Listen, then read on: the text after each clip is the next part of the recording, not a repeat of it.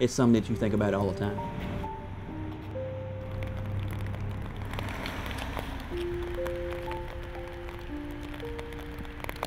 Though in an unmarked grave, there are some who haven't forgotten.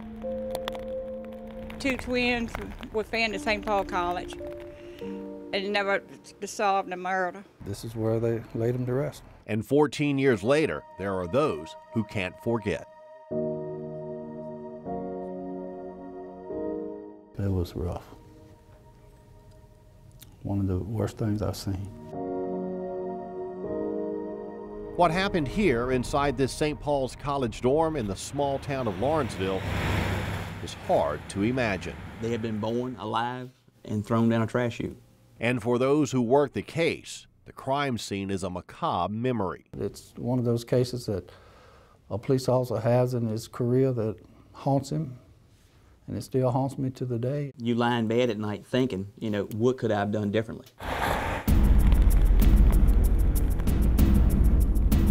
Police arrive at Holt Dorm on February 16, 1998, after one of the twins is discovered just inside these doors that lead to the bottom of the trash chute. A second infant is found a short time later. I just couldn't believe that someone had thrown these 2 children away in this trash. Up on the top floor, the hall and bathrooms look clean, until investigators spray a chemical that reveals blood. It was blood on the walls, down the staircase, going down the staircase, smears on the walls as if, you know, somebody had leaned against a wall and was walking themselves down the staircase. We found it in one of the bathroom stalls that the babies had been born in that stall. What police don't find is the mother. I figured that we would find them pretty quick at a doctor's office or a hospital somewhere close by. I fully believed before that day was over with, we were going to have someone in custody. I fully believed that. In fact, the mother is never found. I think she was taken away from the scene. And while police believe she had help in the birth and with cleanup, they find no one willing to come forward with information. I know there's someone in that dorm at that point, on that night and that day, heard something and saw something. The twins are taken to the medical examiner's office in Richmond, where it is determined they were alive when they were born and killed before being dumped down the trash chute. As the days turn into weeks, the investigators realize this case could go unsolved, but they also realize they have another issue. That's what to do with the twins. It's at that moment that a veteran police officer decides he needs to get involved personally, and he makes his case to bring the twins back to Lawrenceville. Newcomb then talks to 3 funeral homes in the area about a service for the twins. It was just the fact that they were babies and nobody wanted them. They threw them in the trash.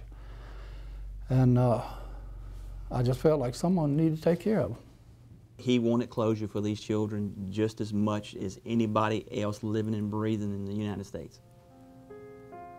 And I think this was his way of giving them closure. Exactly 1 month to the day the twins were discovered, a funeral is held for baby boy and baby girl. 3 local funeral homes and the town coming together to say goodbye. There's no question there was a healing process for the town, although there were very few people in town involved, but it was a healing process for the ones that were involved. While the crime scene is still fresh in the minds of those involved, Just think about what it could have been.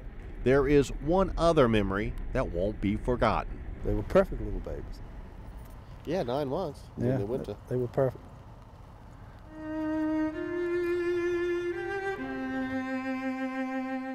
I come out here on night shift probably once a month or so, or once every other month, and stop and just ponder to what had happened and what it could have been.